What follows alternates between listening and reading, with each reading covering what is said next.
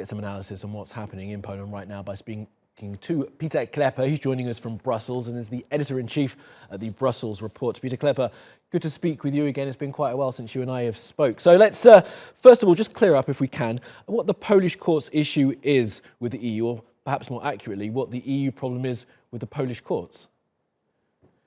Well, the Polish Constitutional Court has basically said that two articles in the EU treaty are incompatible with the Polish constitution.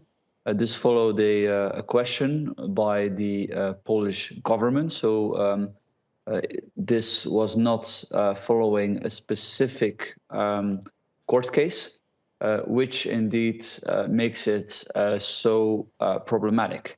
Now, that said, if you look in the last 20 years, there has been other instances of Supreme Courts, constitutional courts in member states in, let's say, much lighter ways, also questioning the supremacy of EU law. Yeah, but it's never been done, I think, from such a high level in terms of the Prime Minister. So, I mean, what do you think we're seeing here right now, Peter? Because Poland's been in a bit of a difficult spot with the EU for a few years. There was that talk of the censure a couple of years ago. So what are we seeing happening right now, do you think? Well, there's several issues together. The first issue is perhaps more domestically in Poland. The opposition that accuses the Polish Constitutional Court of not having been composed according to the Polish constitution. And secondly, you have this ongoing disputes between the Polish government and the European Union, which now have, you could say, culminated in the European Commission for now refusing to release part of the money that Poland is supposed to be entitled to as part of the EU Recovery Fund. You had some legal cases already started by the European Commission. This is basically seen as the Polish government trying to show its teeth to Brussels. The question is, where will this all end? Personally, I think a fudge is the most likely outcome because behind all this is politics. So it will have to be resolved in a political manner.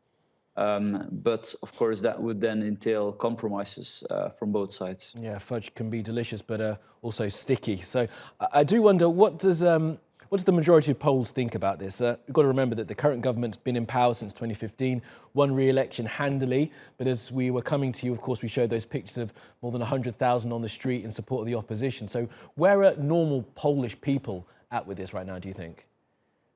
Well, you have to make a distinction between support for Polish EU membership, which is very high. It's like close to 90%. Perhaps the junior coalition partner of the current ruling PiS party. I mean, they sort of have some anti-EU noises that they are sending out. But broadly, there's no question of a Pole exit, whatever some people may say. However, there's, of course, the second matter of the support for the Polish government. And there we see that they have been weakening over the years, but still would be in a position that they would be able to be re-elected.